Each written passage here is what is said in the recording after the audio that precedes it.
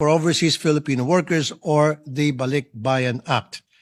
Para sa ating mga OFWs na nagpursige at nagsakripisyo sa ibang bansa at tiniis ang matagal na panahong mawalay sa kanilang pamilya, ang kanilang pagbabalik sa bayan ay hindi dapat maging tuldok sa kanilang sinimulang pangarap.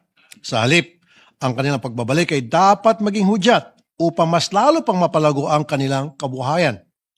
Republic Act No. 11641 or the DMW Act mandates the government to develop and implement a full cycle and comprehensive national reintegration program for both documented and undocumented OFWs, which shall be embedded in all stages for their employment, while the Department of Migrant Workers, OWA, and other concerned agencies have initiated steps to fulfilling this mandate through existing reintegration programs. Our current reintegration system remains fractured and there are still gaps that needs to be filled. Today, our National Reintegration Network or NRN merely act like an emergency room rather than a recovery center. Marami pa rin nagbabalik na OFWs ang naubos ang savings dahil sa maling investments at mapanlinlang na business deals.